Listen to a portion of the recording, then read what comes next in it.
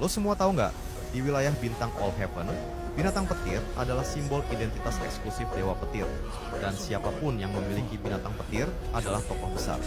Namun, binatang petir milik Wang Lin bukanlah binatang petir biasa yang bisa dibandingkan dengan milik Dewa Petir lainnya. Hanya dengan satu raungan, ia bisa menakuti kultivator Yin Ilusi, membunuh utusan resmi Dewa Petir dalam satu serangan. Bahkan ahli langkah ketiga pun ingin merebutnya dengan paksa. Perlu kita ketahui kalau Wang Lin menganggap binatang petir ini sebagai mitra sejati. Dan untuk membalas dendam binatang petir, Wang Lin secara langsung membunuh ahli langkah ketiga. Binatang petir ini lahir dari kolam asal alam abadi petir sebelum hancur. Ia adalah darah murni yang terkondensasi dari asal-usul jalur petir yang paling murni di langit dan bumi.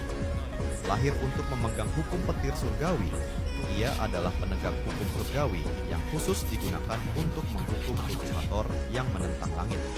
Sebelum alam abadi hancur, binatang petir berdarah murni adalah simbol otoritas tertinggi jalur petir. Semua kultivator jalur petir harus tunduk saat melihatnya.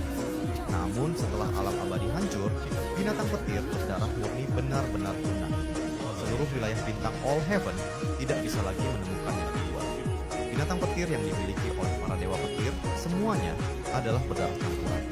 Mereka adalah produk cacat yang dibiarkan menggunakan sisa jiwa binatang petir darah murni dengan binatang iblis biasa.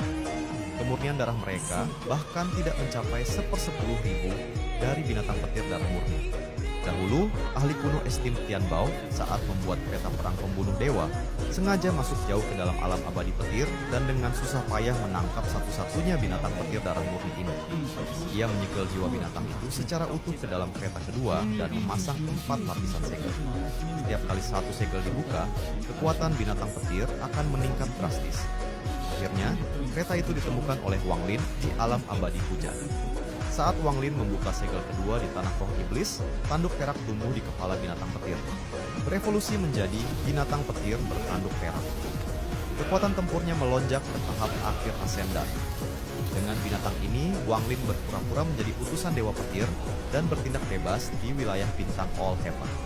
Sebelumnya, ahli Yin Ilusi bernama Qian Guizi ingin merampok Wang Lin. Tetapi, saat melihat binatang petir bertanduk perak, ia ketakutan setengah mati, memberikan banyak batu abadi, dan melarikan diri. Saat utusan resmi Istana Dewa Petir, Lei Daozi, melihat binatang petir darah murni milik Wang Lin, binatangnya sendiri langsung lemas di tanah karena penindasan darah yang mutlak. Jadi ceritanya, saat Wang Lin menjalani kehidupan fana kedua kalinya bersama putranya, Wang Ping, di planet Ranyun, Lei Daozi datang dengan menunggangi binatang petir untuk menyelidiki orang yang berpura-pura menjadi utusan. 70 tahun lalu, keluarga Huan mengalami kecelakaan di mana leluhur langkah kedua, mereka tewas secara misterius dengan jejak utusan Dewa Petir di lokasi. Hal ini membuat Dewa Petir marah karena tidak ada yang berani memalsukan identitas mereka. Lei Daozi, seorang utusan asli di ranah Yin Ilusi, menuju planet Ranyun. Lei Daozi paling bangga bukan pada kultivasi langkah keduanya, melainkan pada binatang petir di belakangnya. Namun, saat ia masuk ke gubuk kayu untuk membunuh Wang Ping, Wang Lin yang telah berpura-pura menjadi karbit sampah selama 70 tahun akhirnya bergerak. Lei Daozi dipukul mundur oleh boneka penjaga abadi milik Wang Lin. Wang Lin bahkan menelan seluruh serangan kilat Lei Daozi dan menghancurkan tongkat besi petir kebanggaannya hanya dengan bola petir kecil. Karena terdesak oleh situasi, Lei Daozi pun mengeluarkan kartu as utamanya, yaitu binatang petir miliknya. Ia memandang rendah Wang Lin, berpikir bahwa orang tua dengan tingkat ascendant tidak mungkin memiliki binatang petir asli.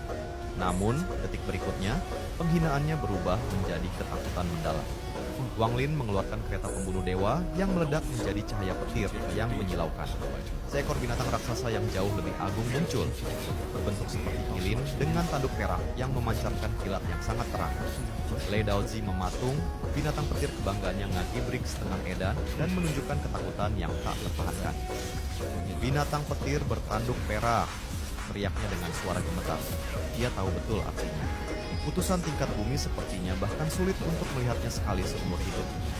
Binatang petir bertanduk perak mendongak dan meraung, memicu hukum surga dan bumi secara otomatis. Petir tak terhitung jumlahnya menyambar dari awan. Meskipun binatang petir milik istana Dewa Petir ketakutan, ia tetap menyerang. Pertempuran itu bukan soal kekuatan, melainkan penindasan garis keturunan. Binatang petir Lei Daozi dihajar habis-habisan hingga mengeluarkan rintihan kesakitan. Lei Daozi menjadi gila karena takut binatangnya terkoyak. Ia tidak segan-segan menghabiskan energi asal langit dan bumi yang sangat berharga untuk mengeluarkan jurus. Langkah kedua, tungku petir primordial. Seluruh langit dan bumi berubah menjadi tungku biru raksasa yang berisi petir ilahi dan api ungu untuk memurnikan Wanglin. Namun, Wanglin melakukan sesuatu yang tak terlupakan. Ia menggigit ujung jarinya dan menggambar rune darah kuno yang kompleks. Ia berteriak, "Segel ketiga, buka." Rune itu menempel di dahi binatang petir. Seketika, ukuran binatang petir membengkak beberapa kali lipat, duri hitam muncul di punggungnya, dan petir peraknya berubah menjadi hitam pekat dengan aura kehancuran yang bisa melawan langit. Binatang petir milik Lei Daozi langsung bertekuk lutut kayak Xiaoyan. Bahkan tidak berani mengangkat kepala karena ketakutan yang terukir di jiwanya selama miliaran tahun. Badai petir hitam melanda tungku tersebut, menelan semua petir dan memadamkan semua api. Dengan bantuan boneka penjaga abadi dan teknik tebasan Luo milik Wanglin, tungku raksasa itu hancur berkeping-keping. Lei Daozi memuntahkan darah dan melarikan diri tanpa berani menoleh. Ia sangat ketakutan oleh binatang petir bertanduk perak. Kemudian, Wanglin masuk ke alam abadi petir, di mana binatang petirnya dilirik oleh Yan Lezi, seorang ahli setengah langkah ketiga. Yan Lezi meminjam binatang petir tersebut untuk memurnikan harta karun dengan menarik rekon benua alam abadi petir guna menghancurkan dinding pembatas wilayah.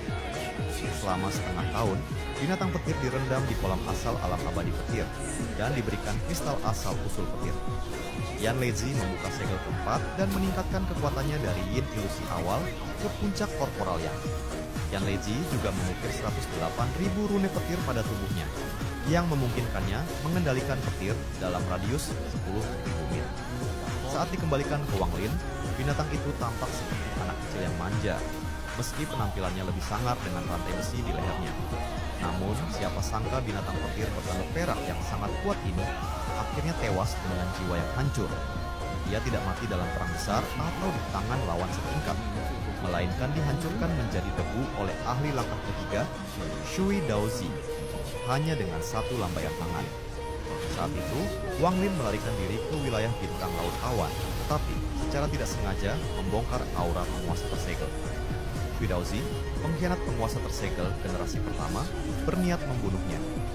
Ini adalah ahli langkah ketiga sejati pertama yang dihadapi Wanglin.